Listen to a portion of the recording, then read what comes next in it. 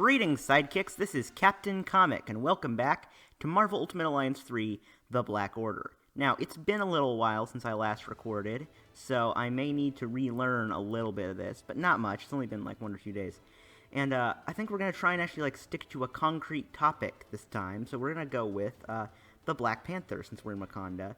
So, the Black Panther first appeared in like 1964 or 5, around the same time as the 60s civil rights movement, which is no coincidence, because Stan and Jack were kind of like, hey, you know what? Why aren't there any black superheroes? They're like, you know what? We're going to create one, and we're not just going to create, like, any black superhero. He's going to be, like, frickin', like, one of the most powerful superheroes we've ever created. So, they have this bit in the Fantastic Four, and I believe how it goes is, oh, hi, Storm, is they initially fight the Black Panther, but then the Black Panther's like, oh yeah, no, I was just using you as a test, actually. Like, he was trying to test himself to see, like, if he was worthy or something. Again, this is mostly based on my knowledge from the cartoons. And, but then when he was like, okay, my father was killed by, this guy called Klaw, and basically, yeah, my father was killed by this guy named Klaw, and essentially the thing was, he's like, okay, a Klaw is back, and I need to get rid of him because he's gonna threaten my country again, etc., etc. They're like, okay, yeah, sure, we'll help you. And so they team up and fight Klaw, and that was kind of his first appearance. And from there, he was mostly a Fantastic Four supporting character, but eventually he moved on to join the Avengers because Captain America recommended him, which is neat. And from there, it just kept. From there, he got a mini-series called in a magazine called Jungle Action, and that was like very highly rated. Yeah, it was like very highly rated and like really increased his popularity. Introduced Killmonger for the first time, which is pretty cool. And then from there, I believe he got his own series, and he increased in popularity from there. Joined the Illuminati, got his own movie now. But there are some interesting things about Black Panther. For instance, one of the things that is interesting is that most people think of him as, like, he's African Batman, essentially, which they're not wrong, but he does actually have some superhuman powers, because the Black Panther isn't just, like, a superhero thing he made up. It's, like, a traditional, it's what the King of Wakanda traditionally becomes, and as part of the ritual, they have to ingest this heart-shaped herb, and that gives them enhanced strength, enhanced senses, night vision, and, like, basically he does whatever a panther can, interestingly. And that's part of it. And the other part is the suit, which apparently used to be like some kind of it was just kind of a fabric ceremonial suit. But then when T'Challa became the Black Panther, he's like, look, we need to modernize, we need to get with the times, otherwise Klaw and his mercenaries and anyone else who wants our vibranium is just gonna shoot us again. Because that is how his father died, I believe. He was just plain shot. So, what they did instead was, he built like this heavily armored suit made out of kind of like a chainmail but vibranium, and so that stuff any attack against him is absorbed, so he basically cannot be moved, and also he can redirect that energy, well, depending on who you ask anyway. Some people would argue you can't, but so that's his main thing. And vibranium also been an interesting history. I believe it. There are two forms of vibranium. There's Wakandan vibranium, which is the standard, and then there's also anti-metal, which is also known as Antarctic vibranium. And that stuff, what that does is it doesn't absorb energy per se, but it does it tampers the molecular structure of any metal substance and just tears it apart and melts it. So, for instance, it has been used on occasion to damage Captain America's shield, which is neat. And anti-metal, I believe, actually appeared before Wakandan vibranium, and it appeared in Daredevil, actually, because there was so I'm gonna have to go into Daredevil now. But there's this guy called Kazar who was like basically Marvel's Tarzan, and there was a storyline with him and Daredevil for a while, and like Kazar was like Kazar is kind of like Tarzan, but he's not stupid. He's not stupid. He understands technology and like the basics. He's not like, he doesn't talk like a caveman or any of that, and he knows that his brother is a villain called the Plunderer, because they were from a very rich family, and what essentially happened was like their plane crashed in the Savage Land or something, and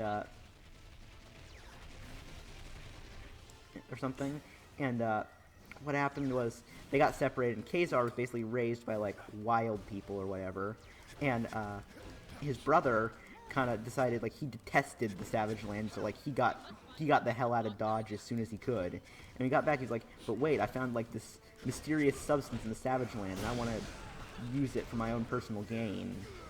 So what he did was he put on like but it's like illegal to do that in the Savage Land, I believe. So what he did was he created, what did he do? He created like this armored suit and cape and all this, and was like, I will call myself the Plunderer, I will be a supervillain, and I will do it under the guise of this is just being a supervillain attack, which is clever. For what it's worth, it's clever. And so what he does is he goes to Savage Land, he's like, alright, I'm just gonna start taking over. I've got like, I think he had henchmen and robots and stuff like that. And so Kazar's like, okay, I know Daredevil, so I'm gonna go find him in New York. And so he finds Daredevil, and he's like, look, I need your help. And Daredevil's like, you know what, fine, I will help you. Because it's the, you know, it's the noble thing to do. And so they team up and stop him. But that's the first appearance of Anti-Metal, which was like the precursor to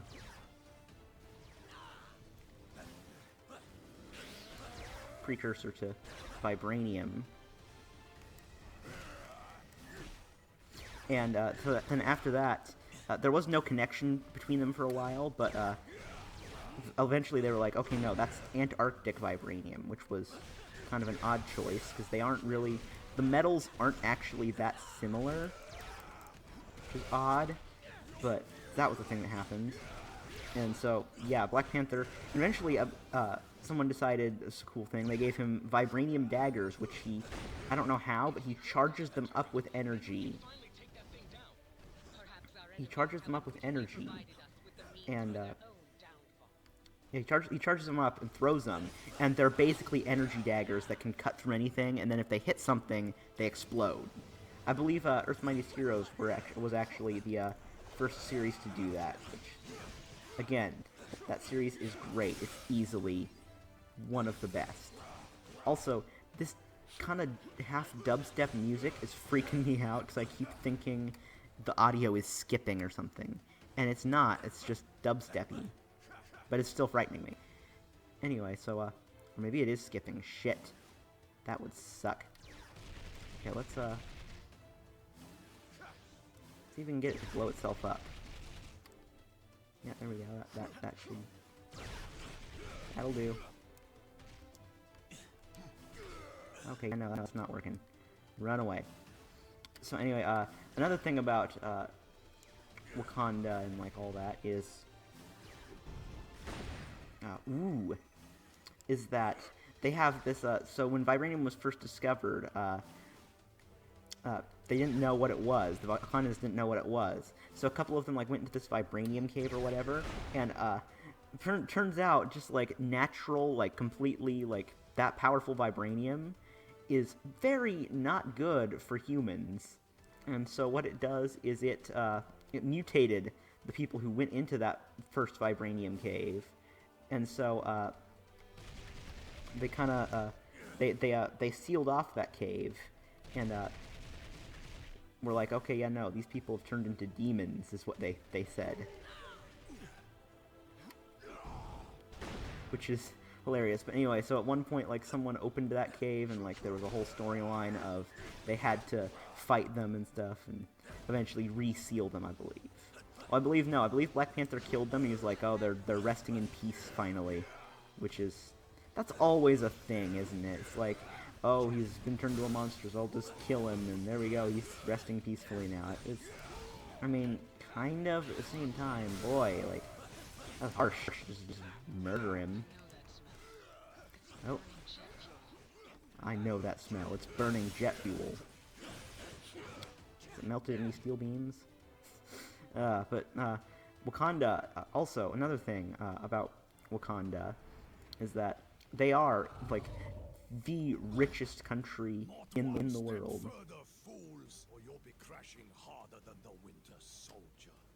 Oh, Klaw, pure sonic energy sounds like trouble.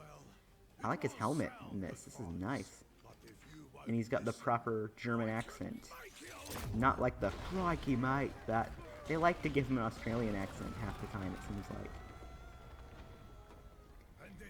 But anyway, Klaw is also a very big part of the Black Panther lore, being he's the guy who killed T'Challa's father. And so what happened there was, like, he was like the descendant of like a World War II like Nazi soldier, I think. Man, this audio really is skipping quite a bit. And yeah, he was a descendant of a World War II Nazi soldier, and the guy had been to Wakanda previously. He was one of the only people to have seen Wakanda, and so he raised his son with like stories of like, oh yeah, there was this really cool stuff called vibranium that could do almost anything, and so his son was like, wow, that's cool. So when he grew up, he like became a scientist. He like studied all these like things about like sound and vibration, and decided, I'm gonna go to Wakanda, and I'm gonna find that vibranium my dad told me about, and I'm gonna use it to make super cool weapons. Which, you know, of course he does decide that. And so he goes to Wakanda with like a band of mercenaries he's assembled, and what he does is he storms in there and just kind of demands the vibranium, and the Wakandans actually put up a pretty good fight, 'cause, I mean, like, they don't have the high-tech weapons, but the fact that weapons are made of vibranium just automatically gives them an advantage. So, but they're fighting, and eventually Klaw just goes, you know what, and just, he shoots T'Chaka, the original king of Wakanda. He shoots him, like, shoots and kills him. And in retaliation, T'Challa, this is when he's like just a child, like not like a child, like probably about 11 or so, slices Klaw's hand just clean off, and the guy's like, okay, no, we need to retreat, I've lost my hand. But I think he did get a bit of vibranium, and so he used that vibranium to build himself like a prosthetic limb that, yeah, it built himself a prosthetic limb that generates sonic blasts, and called himself Klaw. So he's like, oh, I have a claw now, and my name was Klaw, but it didn't actually look like a claw, was the funny thing. But so he did that for a while, and so eventually he came back to Wakanda, and he's like, all right, I'm gonna friggin' take over now, and that's when the Black Panther called in the Fantastic Four to kind of step in and help out, because, you know, that's the thing. Oh, hey, the Dora Milaje. But yeah, so yeah, that was the thing. So then, when he was defeated by the Fantastic Four, at the very end, he was thrown into, I believe, a sonic portal, which kind of tore apart his body and turned it into pure sound, which is horrifying when you think about it for too long. And so after that, he decided, you know what, the Fantastic Four are the reason for my, you know, kind of destruction. So I'm gonna go to the Baxter Building in New York and kill them. And so he makes his way through one of Reed's portals that he's, you know, just left open, which is just, you know, smart Reed. And he's now comprised entirely of living sound, so he can like shapeshift and manipulate his own body, but he still has the metal claw somehow. And he kind of becomes more of a Fantastic Four villain, because like Black Panther's out of town at the time, I believe, and so from that point on, he basically fights the Fantastic Four rather than the guy who originally, you know, cut off his hand and all that. So he's like Captain Hook if Captain Hook forgot who took his hands. And after that, he joins Frightful Four a couple times. Eventually, he does come back to Black Panther to realize, you know what? Yeah, no, that guy was responsible for all this. So I'm gonna hurt him first. And so there's this big thing with that. Wow, we're dying a lot. And so he, at one point, he assembles a group of mercenaries, including like the Juggernaut, the Radioactive Man, the Black Knight. Basically, forms his own mini Masters of Evil to take out Wakanda, like take control of Wakanda, and he also kind of is slightly working with the U.S. government. He's like, hey, we like vibranium too. If we pretend to like step in to help, we can kind of take a bit of it maybe. And Black Panther's like, nope, and he just knocks out the government's cyborg soldiers and Klaw's kind of little Masters of Evil group, almost on his own, completely, except for a couple of his royal guards and his sister Shuri, who I believe takes out Radioactive Man by trapping him in like a reactor casing, which is pretty funny. But yeah, so that's Klaw's whole deal. And now we've gotten an interesting bit where they're saying that Wakanda actually was pretty advanced before T'Challa started telling them to make some more changes. And so what he did, what they said was that the Wakandans had actually gone to space long before any other country, and they'd established like the space empire of Wakanda. And so there's like all these like aliens that like worship Wakandan gods and stuff, and somehow we never knew about it. Yeah, yeah. It's kind of lazy writing a little bit. Ugh, Panther smile. Okay. This is actually a really cool looking level. Also, Wakanda kind of has always kept the Jack Kirby aesthetic, which I love. Because like a lot of things they've lost like their classic comic book aesthetics because they want to make it look like all realistic and stuff, and it's hilarious. Like it's just bad. Like it sucks all the fun out of it. It kind of and like the Black Panther movie. It was not a good movie, but the one thing I will say, they did do a good job with the visuals. The visuals were good. The visuals were excellent. But it just what irks me about that movie is that Jack Kirby doesn't get a single credit in the credits. If you look at that, he doesn't get one single like mention or anything. And it's just like that's just disrespectful. Thor Ragnarok also like Taika Waititi or whatever is however you pronounce his name actually even like openly said like, oh yeah, no, it's Jack Kirby inspired. So like that's good on him. But Jack Kirby still didn't get a single mention in the credits. Not one. It's always Stan, because that's the one everyone looks at. I mean, really, they really should kind of push Jack Kirby like, hey, this was a cool guy. But they don't. They just kind of ignore him. And like that is what they did back in the 70s even. When Marvel started getting big, they were like, okay, we're going to push Stan Lee as the face of Marvel, because he's like the younger, hipper one. No, seriously, there was a point when Stan Lee was the young, hip one. I kid you not. And, oh, we have to defeat 17 of those guys. 20 of those guys. And, so they kind of, like, sidelined Jack, and, like, he'd get very few mentions. He still got credited, obviously, in the comics, because they couldn't do that, because he could write and draw a lot of them. But that's what got him, like, eventually he was just so fed up, he's like, you know what, I'm done, I'm leaving, I'm gonna go work for DC. And DC, uh-oh, is that a sound cannon? I think it is. But anyway, so like it's like I'm gonna go work for DC. And once the control modules are destroyed, Wakanda's defenses will be restored and AIM will be vanquished. Ooh, sugar.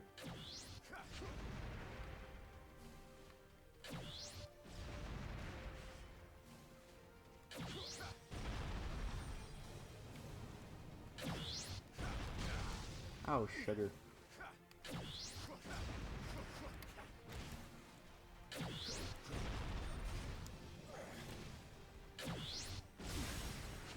Okay, I need to destroy those control modules fast. Oh, shit.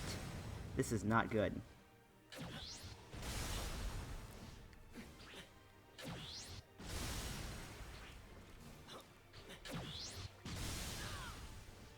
Shit. Shit! This is just unfair, I'm sorry.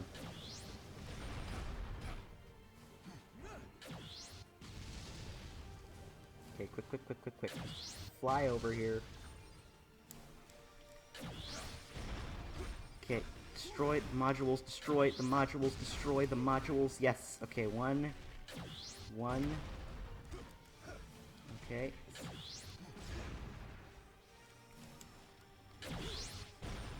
Okay, destroy the modules. Boy, oh boy, this is... I'm sorry, I stopped talking for a second, but I just could not do that. Anyway, Jack Kirby just really got the short end of the stick later on. So he went to work for DC, and DC kind of gave him more, they kind of gave him more of a creative control. They're like, okay, you can do what you want, you can write it, you can draw it, do whatever, you're a good guy. But eventually, they kind of started to screw him over a little bit as well. And so, he left that too, went back to Marvel, and just bounced back and forth for a while, up until his death in, like, the late 80s, I think. Kind of sad, but he did create so many good things. But anyway, this has been Marvel Ultimate Alliance 3, The Black Order. So if you liked it, click like. If you didn't, click dislike. And if you want more, please click subscribe. This is Captain Comic, signing off. Bye-bye, guys.